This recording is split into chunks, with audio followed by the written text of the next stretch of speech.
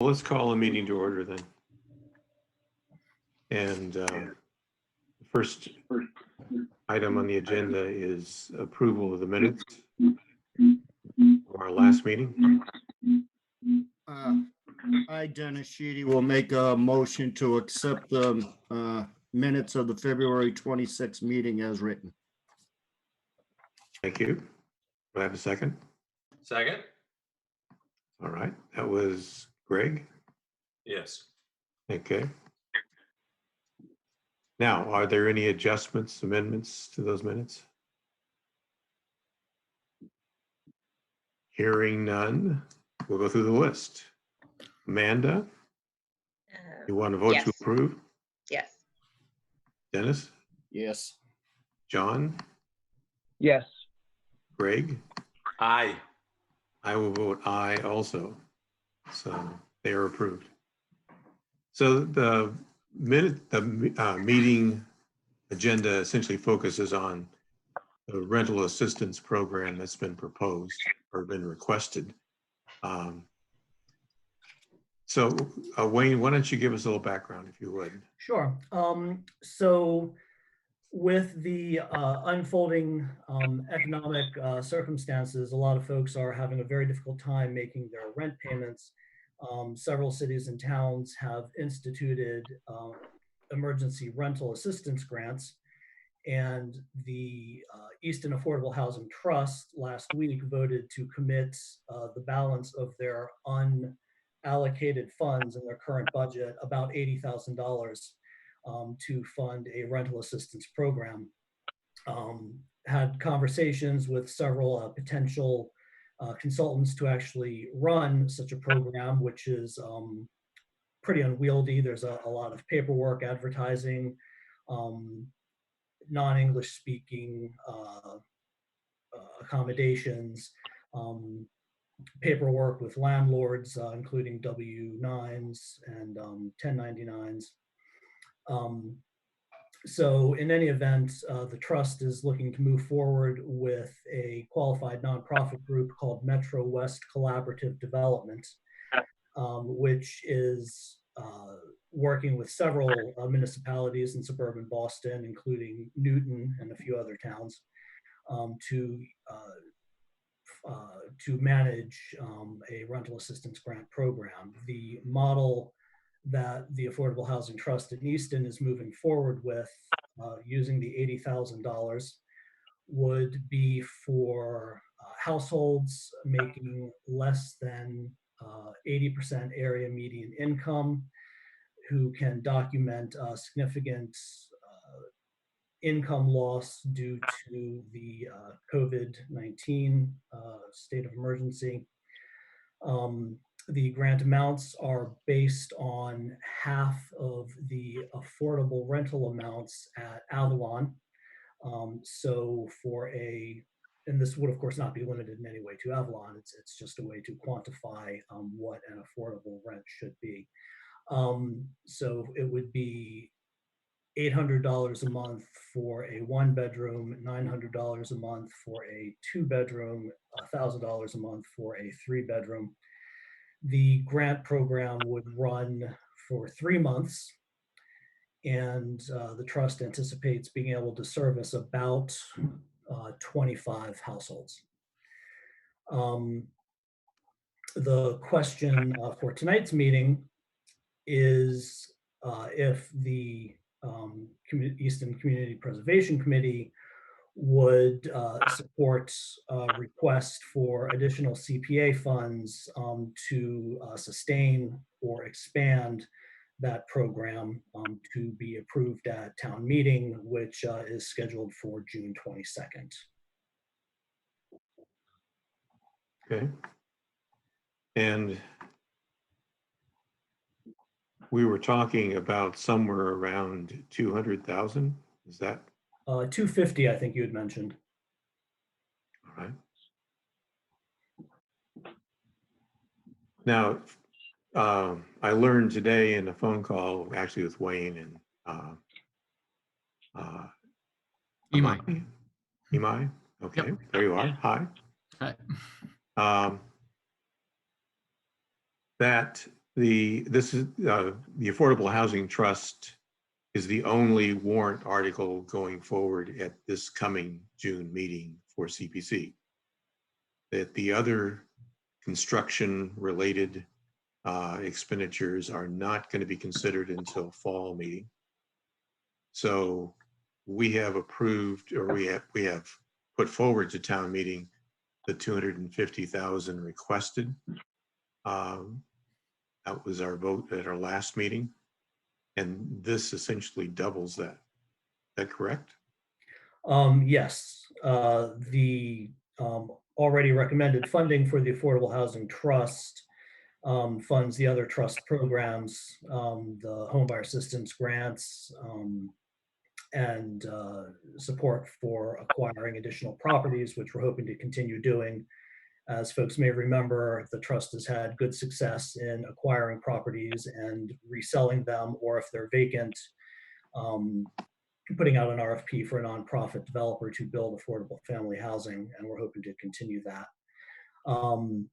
The additional funds under discussion tonight would all be used to fund rental assistance. So that's the item for the evening. Now is a chance to discuss it. So who would like to discuss or comment on this proposal? First, I guess we should have a motion to be correct in process. So would someone like to make a motion? Did you say Motion. 250, Jim? Was it 250? Yes. 250? I'll make a motion to approve up to $250,000 for the Affordable Housing Trust emergency housing relief. Right. Second. Do I have the second came from? John? Okay, from John. Thank you. All right, now we can discuss it. I'll go first. Go ahead, John. You answered my first question. To recall, we had approved 250,000, so obviously we're doubling this now to $500,000. Refresh my memory, Jim, on what our budget is and how will this impact what we have left? Well, again, the major item that have been approved already out of the warrant articles, items that have gone forward, is the town office. And that, I think, is going to be bonded. Is that correct? That was Wendy's contemplation, yes. Yeah. Right. And so that decreases the impact of that item. I think again, our intention was to try to hold back a bit in spending. But I think this is an emergency. And I think the need is there. And it's focused on one of our 3 pillars of responsibility, which is keeping people in affordable housing. And so my feeling is it's affordable. In other words, we have reserves of something like $4 million at this point. Over 4 million, I believe, yes. Yeah. And so I think I could see few other immediate uses that are more important at this time, given what's happening to families in the community. Could I have a bit more information on what is happening in September? Because there were other projects besides Town Hall that were going to be on the warrant. Yes, Are they just there was happening because of the economy, or are we're still committed to doing those?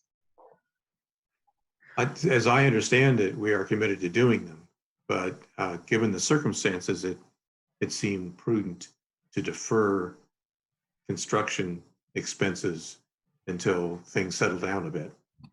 And a secondary component of that, if folks had a chance to watch either live or the recorded version, I don't know if it's up yet, last night's select board meeting, which was also a joint meeting with FinCom and the school committee. One of the concerns, should Easton actually be able to hold town meeting in June 22nd, is doing it safely. And a component of doing it safely is keeping it as short as possible. So they're trying to consolidate really important warrant articles and defer less urgent ones to fall town meeting, which I think habitually has been in November, but I don't think they've picked any particular time for fall meeting. So I think they're looking to defer less urgent. Some of the zoning warrant articles, the CPA, the 3 construction projects. Thank you. Jim, Yes, Dennis. if I may, Wayne, you said there's $80,000 that the Affordable Trust has left over now, and you're looking for an additional 250. What happens if all that money is not used? Does it come back? Not the 80, but the 250, does that come back to CPC? That is something that has not been contemplated. The idea would, speaking a bit of a tangent, the city of Boston, which is of course a very different situation from the town of Easton, has a rental assistance grant program, and they have had over 8,000 applications. So we do not know how many applications we might expect from Easton residents, but we imagine there will be a very large demand. So I strongly suspect that all 250 would be used for rental assistance. Well, Dennis, if that is not the case, then we could always essentially, when the next year request comes in from affordable housing, that we would simply deduct whatever's left from that for the amount that we pay them. And one more question, if I may, you said there's a lot of paperwork, red tape, so to speak, involved in it. Are we going to be able to get these people the money in a timely fashion that before they're getting their 14-day notice? I know there's a moratorium right now. Yeah, that is our hope. So the way we anticipate it working right now, with the 80,000 in hand from the Affordable Housing Trust, is we would enter into a contract with Metro West Collaborative, who would then advertise the program and accept and screen applications, hold the lottery, enter into agreements with the landlord to pay the landlord directly. And we hope to be able to get grants out the door starting July 1. That is our timeline. We hope it does not get pushed back, but we're hoping to move as quickly as possible. We will of course have to wait. Should the CPC vote for this additional 250 grand, we would have to wait to expand or continue the program until after June 22nd town meeting.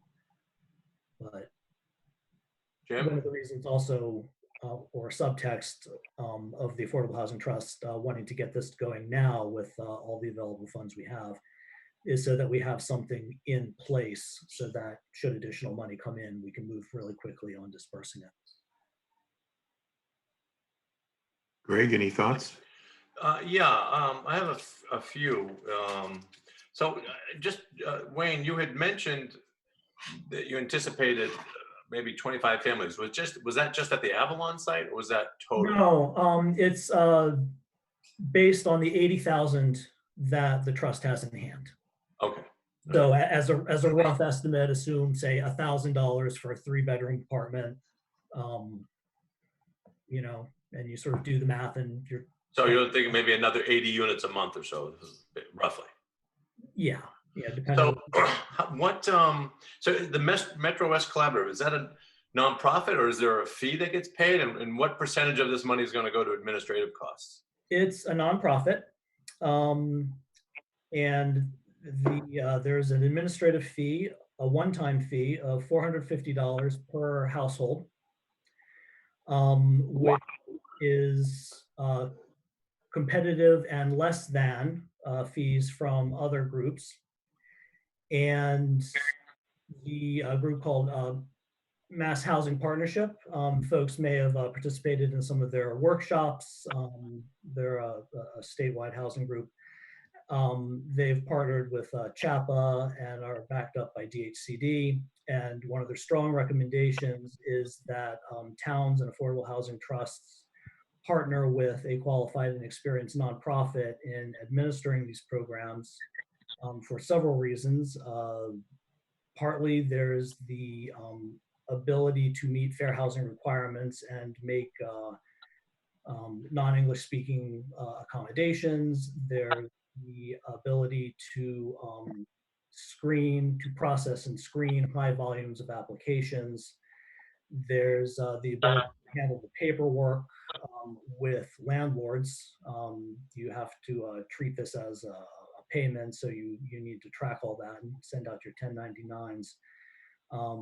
You have to be qualified to actually run a lottery. So given the huge volume of applications anticipated, that's the reasoning behind that. Okay, so so roughly 80 families or more, 80 households or more, so 40 grand, so 50 grand, so about 20% in fees. And that's my question. So the payment's going to go directly to the landlord. Is there a process by which the landlord has to be qualified or vetted? And here's the reason I ask. I can think of all those people, and I'll get you all my questions. I'll let you answer. My question is there also, how do we verify? Is there a limit by which, is there a minimum amount of time that folks have had to be a resident of Easton, or can someone, hey, Easton has this program, apply and then move in? Because I wonder, people that may be concerned with this think, oh, well, Avalon or Beacon, all these big companies that are set up for this can receive payments. It'll be directly to them. But what about the, mom and pop local landlords who may have lived in town 30, 40, 50 their whole life, I should say. So that's kind of a concern of mine, because programs like this can get very wasteful. It's a good cause. I'm not arguing that, but you guys know I'm always worried. Everybody has big eyes because we have 4 million. Well, we're not gonna have 4 million if we keep, and so I'm just concerned how we're going to control this. That it's folks that are in town and have been here for a while. And sounds like there's no slotting. There's no if you've been in Easton for 5 or 10 or 20 years versus 5 or 10 or 20 days, you have the equal amount of chance in a lottery. So correct. Yes. The control for that would be the unit, of course, has to be in Easton, and you have to have a lease, for your unit. So as a practical matter, it's very unlikely that folks will get a lease, get the grant, move in. It's something that's highly unlikely to happen.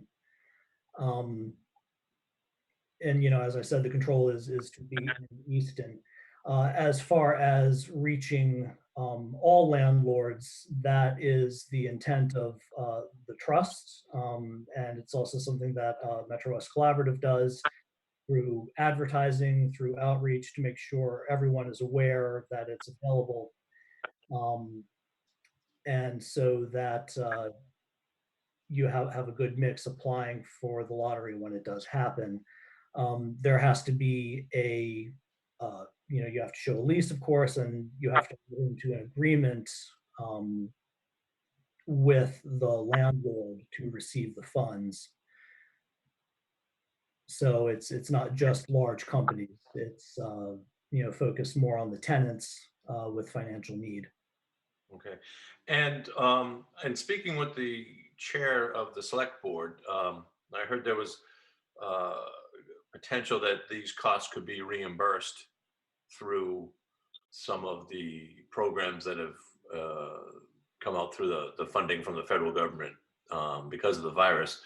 Can you kind of expand on that? And if we were to be reimbursed, what percentage, and would that money come back to CPA, or is this going to be earmarked for Affordable Housing Trust?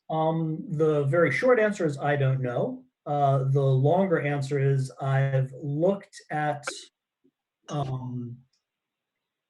the state and DHCD have issued a notice of potential funding of the CARES Act funds. And it appears to fall into two buckets. One is you have to apply for it, and it's for businesses that serve households or constituents making 80% or below area median income. The other one is for low-income housing. It does not go to towns, it goes to regional entities and organizations, and it primarily funds something called RAFT, rental assistance, I forget what it stands for.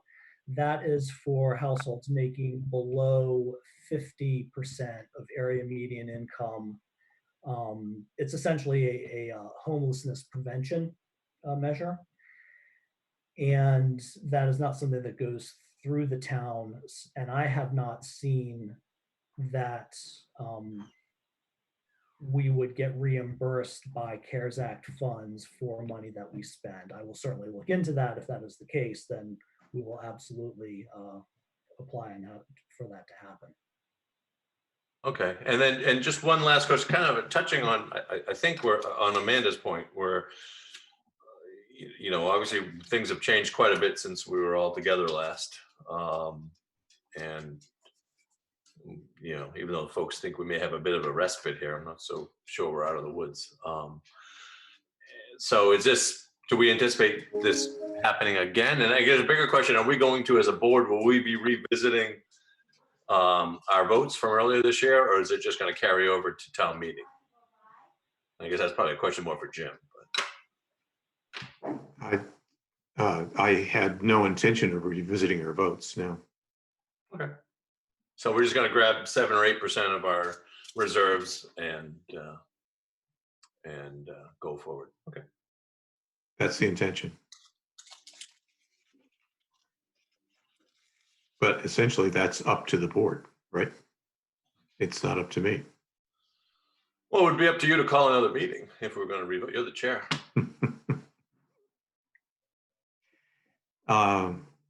Well, we could meet again. We have been asked, I think, by one member to meet monthly.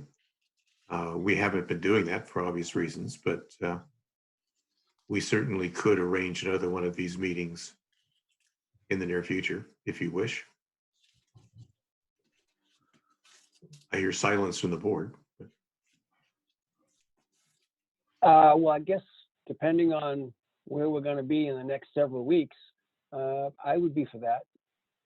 We don't want to get too far away without getting together and discussing issues at hand. It might be wise to meet after town meeting, so we know the status of proposals that have been put forward. Well, with the Affordable Housing Trust original proposal and this one, which we haven't decided on yet. And then to look at fall town meeting issues. It just seems to me, if I may, things obviously have changed drastically since we met last. And of the projects, we approved, it might be wise for us to hear, their worlds have changed too. And projects may have been voted on by members based on, anticipated participation or certain factors that may have changed or may change substantially. As we know, our economy is going through a rather, our economy is upside down. So, we have a different set of circumstances. The board, I'm just wondering if we should circle back and look at things because, circumstances are different. And maybe we should hear back from the projects that we approved. Maybe they won't be in maybe they're in the exact same financial situation, or maybe they're worse. Maybe if we voted on a project anticipating there would be, matching funds or participation from other angles, if that's not going to happen. So that's just my thought. I tend to agree with Greg on that. It's a completely different world than when we approve these projects, and I'm having visions of a town meeting, if God forbid things are worse than they are now financially, which is almost hard to believe. I think some of those would be unquestionably doomed to fail at town meeting and make it longer. All Yeah. right. I tend to agree. So let us finish with this issue that we started, and then we'll talk about trying to determine a date for another meeting after town meeting. Is that everyone's understanding? I can't see meeting before that. I would agree to that. Okay. Meeting when, the 27th of June? 22nd. I think it's the 22nd. 22nd, tentatively, yeah. Wayne, Jim, if Yes. it's okay, I had just a concern. Wayne, you had mentioned, tell me if I misunderstood. So there's a $450 fee per application. Is that correct? No, No. What was the fee? per household that actually gets a grant, not per application. Okay. So it's still pretty steep, but I guess that's the going rate. I just hate seeing fees like that. It seems so steep. Yeah, it's about, I think, 11.5%. And I'm sorry, did you say those grants were going to be for 3 months? Correct. Okay. And It seems like someone's making a lot of money on a situation that doesn't warrant that. My concern is that somebody's making a lot of money, and on the misfortunes of others. But I guess there's not much we can do about that. How many companies are in Massachusetts that do this? very That few, might work. virtually none. Yeah, so competition is scarce. And So that's why it's, yeah, of all the ones I've talked to, most do not do it. The few that do, this is about what they charge, and they have a long lead time to get started. So this is the most, the least costly and the quickest moving. So what happens if we were to take that on and just hire someone? That's To pro- effectively what this is. No, I'm saying internally. I I just think, don't see how the town would have the resources to translate Yeah. things into multiple languages and No, I'm not saying adding on to that, obviously not, but just hiring somebody. I mean, it just seems like we're going to be spending, what, Wayne, Greg, you said what, $40,000? Yeah, but just, I mean, to your point, John, to hire someone to handle it, with the HR, the cost is going to be substantially higher. Yeah, this is Imai. If I could chime in on that, this is Imai, who is just speaking to you now in my role as Planning Econ Development Director, which I haven't really had a chance to meet you all. But yeah, just the process to even bring in someone, find someone qualified, and that lead time to get someone on. Yeah, point taken. Yeah, thank you. Point taken. It's just, again, I just question the 40. It's just such a big number. But okay, thank you.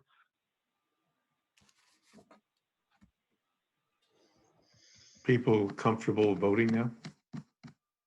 I am. I am. Bam. Okay. Amanda, Aye. Dennis, Aye. John, Aye. Greg? Aye. I vote aye as well. So let's look at Town meeting. Oh, sorry, Jim. let's look at a date for another meeting. As I'm suggest, hearing July, probably. well, if we're looking at, you want to stay with Thursdays? Go with Tuesdays? I mean, Thursdays are good for me.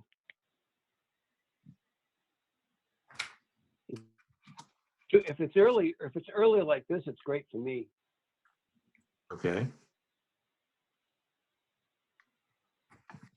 That work with other people?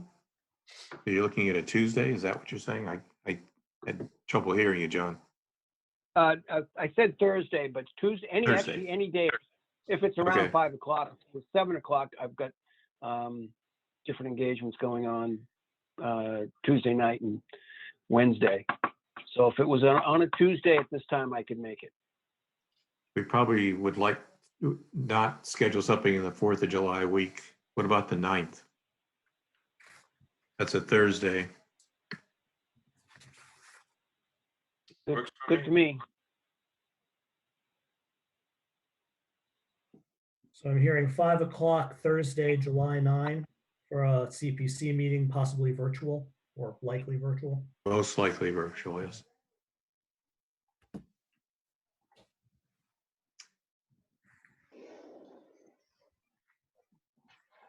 That's okay with everyone? I know Yeah. Greg's still looking. No, I'm good. Okay. That's fine. And entry into my, Well, our agenda has an other listed. Does anyone have any other that we need to address at this time? I have one small item. Yes, Wayne?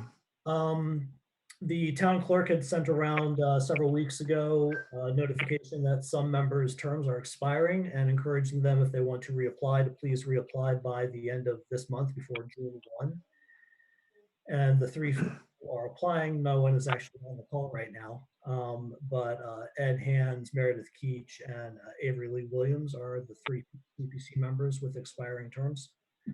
So if anyone is in touch with them, we can send out a reminder email if you have heard that they plan to renew. Okay. Are they the members at large, Wayne? I don't know. I think so. Yes. Yeah. Uh, I think the board members, I was voted back on again last week, so. For the housing board. And I thought I Greg, think Lee and Ed are both at large. Yeah. I think they're all at large. I think Meredith's recreation. yes. I think so. Yeah, actually, yes, you're right. Sorry. So Jim, before we have any other, what was the other pertinent item?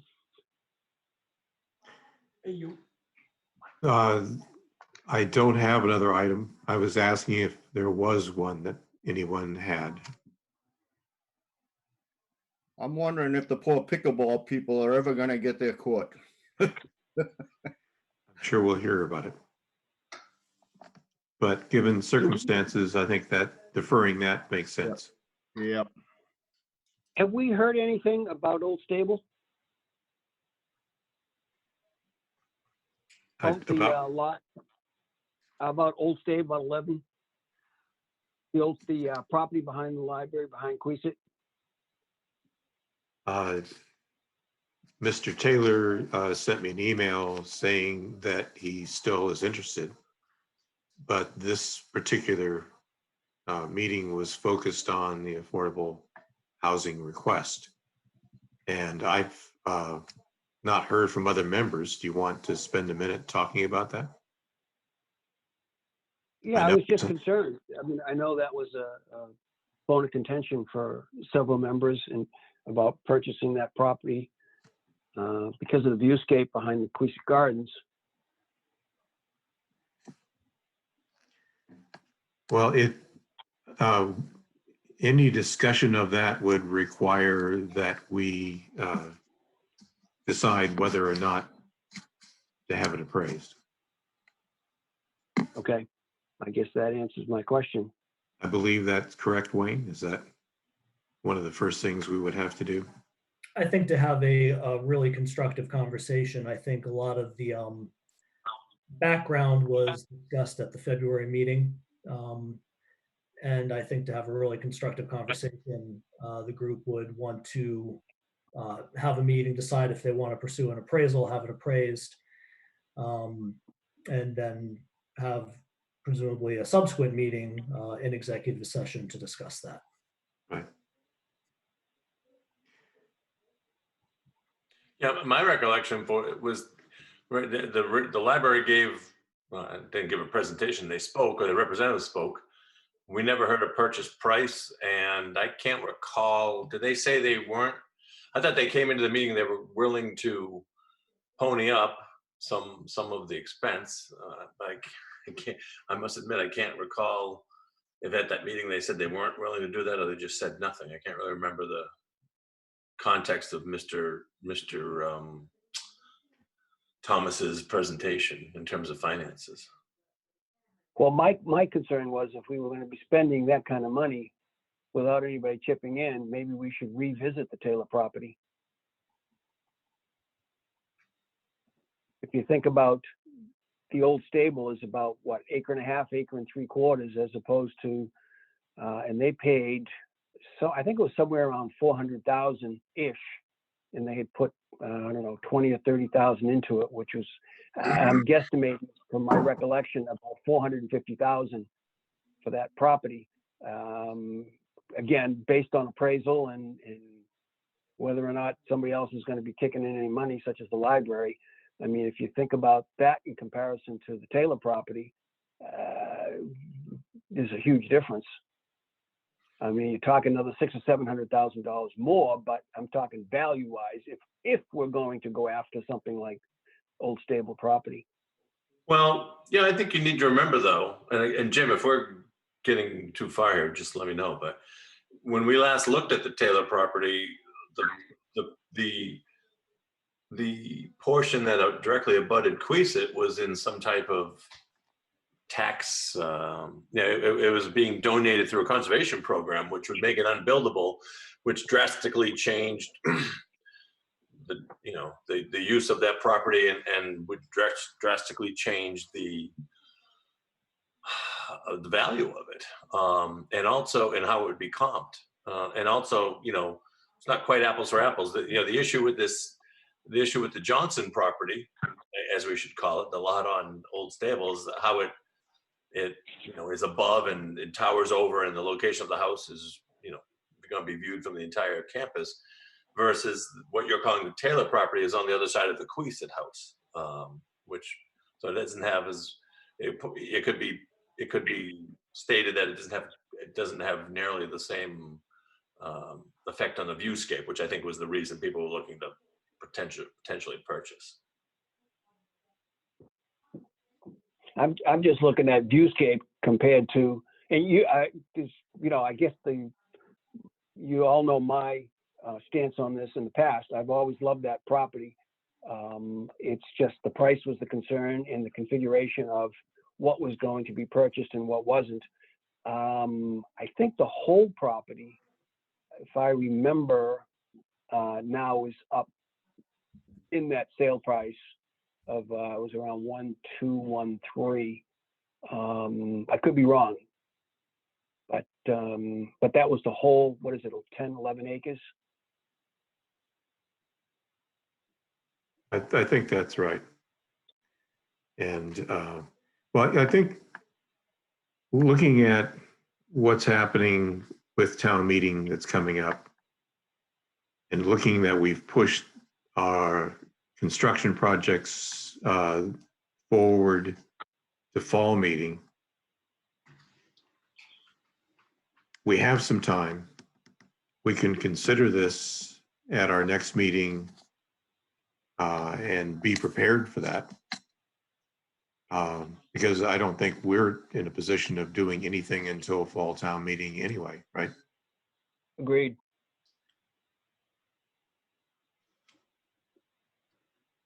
So what will we need to do before that meeting? I guess one of the things we'd have to decide at that meeting, if there was an interest, would be whether or not to get an appraisal. And there are two properties we're talking about, right? the one that was brought to us by the library and the one that was brought to us by Mr. Taylor.